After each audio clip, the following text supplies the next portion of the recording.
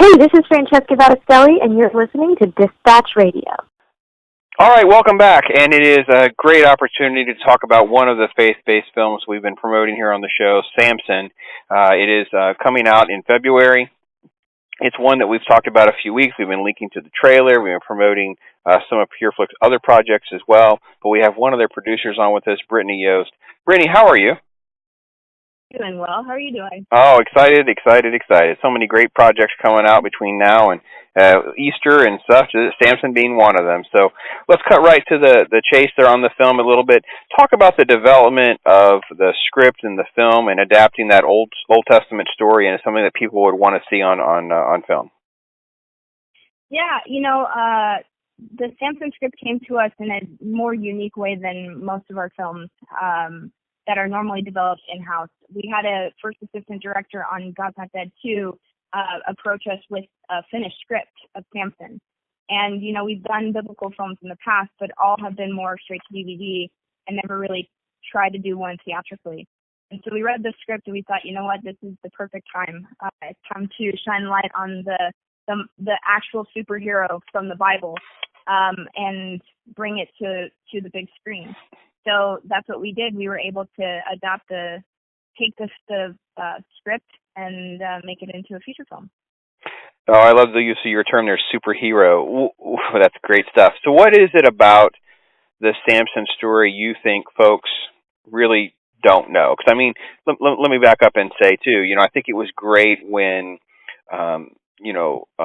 they did the adaptation. Mark Burnett and Roma Downey did the adaptation of the Bible, and they brought to life the Samson clip, and people were obsessed with, they made him black, and they did this, and they did that. So there's so many misconceptions of Old Testament and what Scripture actually says.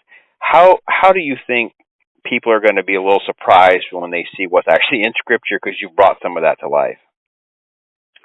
I think just the bigger thing is that there's not a lot of information about Samson. So regardless, we did have to take a lot of creative liberties of who this person was and what was happening in that time. There's so many different perspectives of who Samson is or was. Same with Delilah. There were so many different scholars' opinions on what those characters really were and what they were actually going through in that time. So for us, what we did is we tried to explore the truth of it, to really see what scholars were unraveling and what they were finding in that time period, and try to highlight that. So, for us, I think it's just showing this we try to make him a very modern, relatable guy, and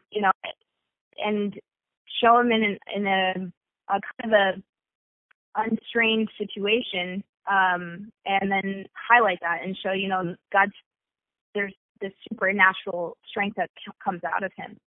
And that they were just like people, they were just people that were starving and the things that they were trying to do to fix that. I think I love the fact that Samson is one of the biblical stories that is really, really not a happy ending, right? It's just not. It's very dark, and I think that preaches well because we can use it in a very powerful way. Do you think the film does that, and how do you think that plays to the faith-based community that may be used to, a whole litany of films that always kind of have to button up nice and put a little, altar call in and all that? Samson's definitely not like that, is it? No, it's not. But, what it does show is that this guy that disobeys God throughout his whole life, watching what God ends up doing with his life anyway. When he knocks the temple down, I think what we found most fascinating was he ended up killing more people knocking down the temple than he did slaughtering 1,000 people with a jawbone. And in some ways, God still ends up using him in the ways that he was intended to be used, which was to destroy the oppressors of his people. And that's what we wanted to highlight is there's a lot of truth to this broken human being disobeying God and then still, being used by God for something greater than what he was expecting to do.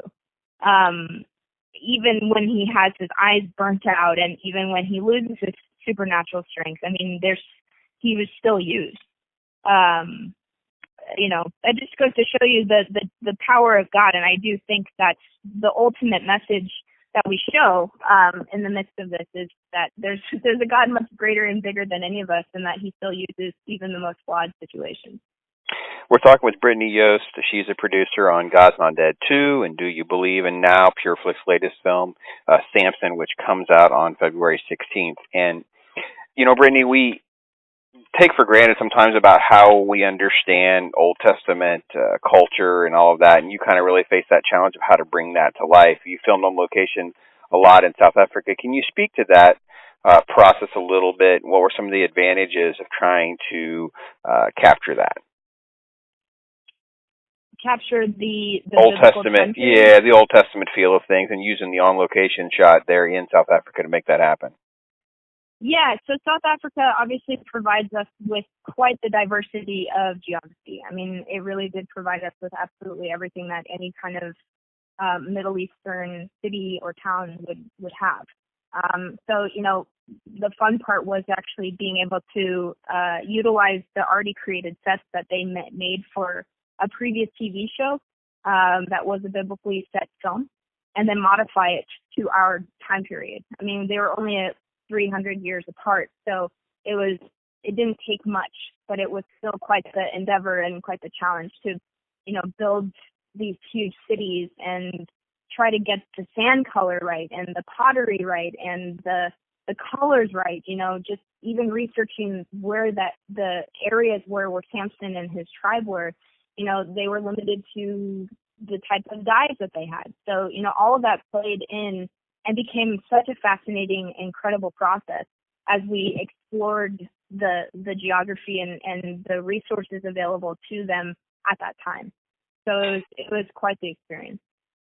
You were able to really get some really, names that folks are really going to recognize. Obviously, Rutger Hauer plays Samson's father, and he's, from Blade Runner. I mean, tons of incredible films on Rutger Hauer's resume. Obviously, Billy Zane from Titanic, and Lindsay Wagner, The Bionic Woman, and that guy.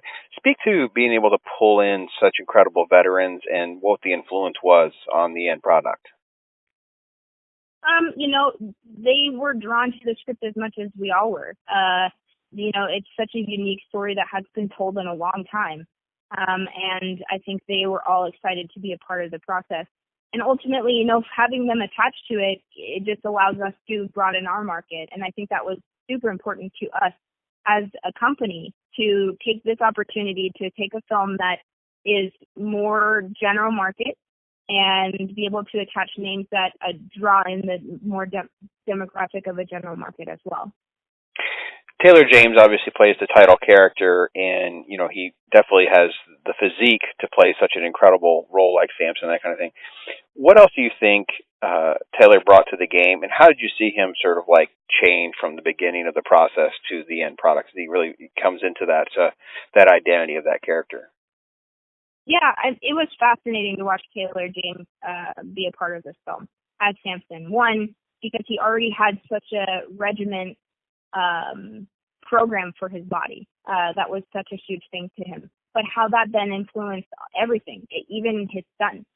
I've worked with quite a few actors, and I've never seen an actor so dedicated, so committed to not only the character, but also just the rigorous days of having to wear just a loincloth and fight hundreds of guys and learn the choreography very quickly.